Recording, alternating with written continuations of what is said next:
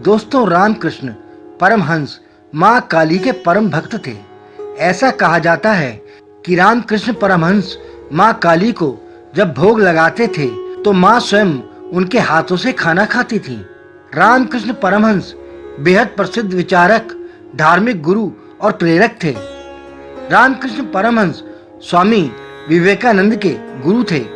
विवेकानंद जब कभी अशांत होते या मन में कोई बात घर कर जाती तो अक्सर अपने गुरु रामकृष्ण परमहंस से अपने सवालों के जवाब मांगने पहुंच जाते थे।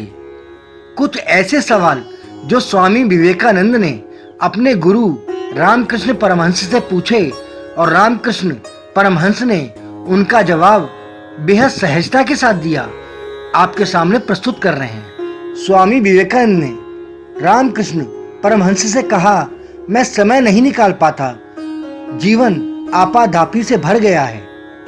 तब रामकृष्ण परमहंस ने उनसे कहा, गतिविधियां तुम्हें घेरे रखती हैं, लेकिन उत्पादकता आजाद करती हैं।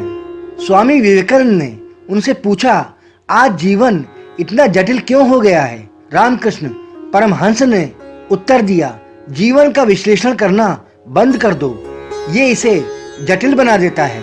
जीवन को सिर्फ जियो। स्वामी विवेकानंद ने पूछा, फिर हम हमेशा दुखी क्यों रहते हैं?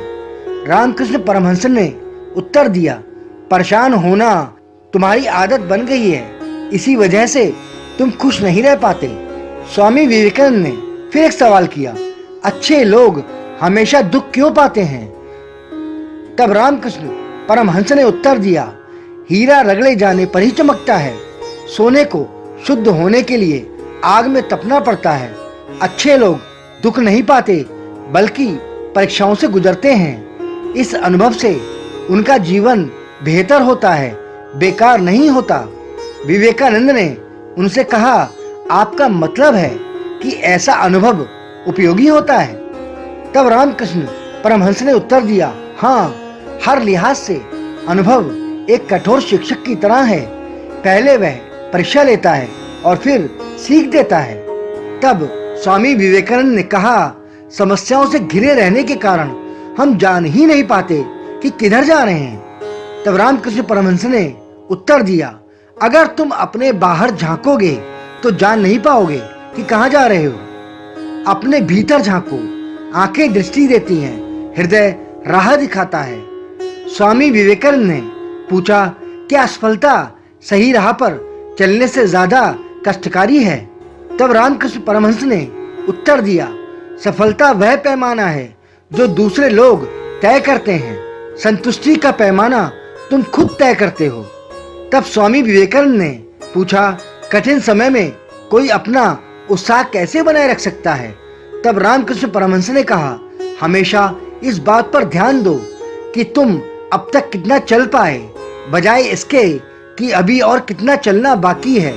जो कुछ पाया है हमेशा उसे गिनो, जो हासिल ना हो सका उसे नहीं। स्वामी विवेकानंद ने एक और प्रश्न किया, लोगों की कौन सी बात आपको हैरान करती है?